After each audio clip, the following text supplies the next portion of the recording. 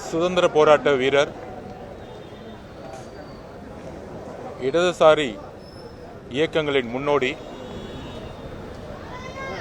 தோழர் கேரளாவில் எப்படி நம்பூதிரிபாடு அவர்கள் ஒரு அரசை உருவாக்கினாரோ அதே காலகட்டங்களிலிருந்து இடதுசாரி சிந்தனைகளில் தன்னுடைய 18 வயதில் கம்யூனிஸ்ட் இயக்கத்தில் இணைத்து கொண்டவர்.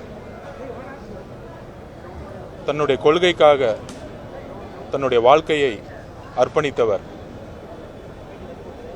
சாதிக்காக தன்னுடைய குரலை வாழ்நாள் முழுவதும் ஒலித்தவர்.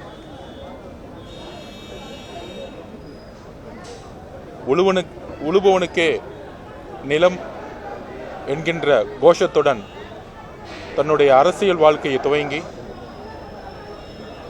கிட்டத்தட்ட ஒரு 7 வருஷம் சிறையிலே இருந்தவர்.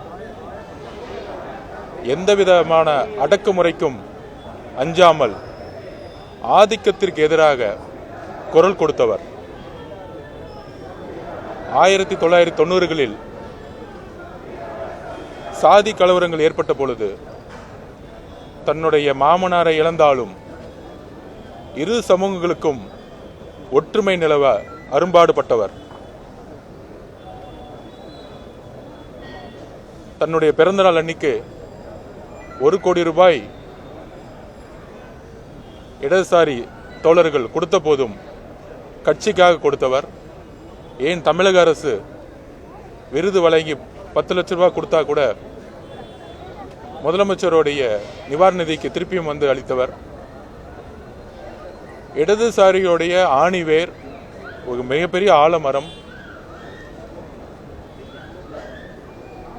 தமிழ்நாட்டின் கிட்டத்தட்ட இவருடைய அர்ப்பணிப்பு, இவருடைய எளிமை, இவருடைய நேர்மை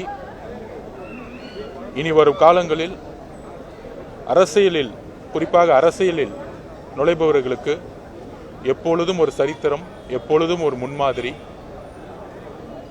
இடதுசாரி தோழர்களுக்கு மட்டும் இழப்பு அல்ல, ஒட்டுமொத்த இந்திய சமூகத்திற்கும், குறிப்பாக தமிழ்நாட்டு மக்களுக்கும் ஒரு மிகப்பெரிய இழப்பு.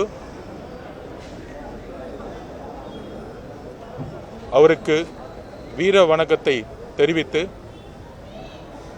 அவருடைய ஆத்மா சாந்தி அடைய தமிழக வெற்றி கழகத்தின் சார்பாக எங்களுடைய அஞ்சலியை நாங்கள் பணிவுடன் செலுத்துகிறோம்.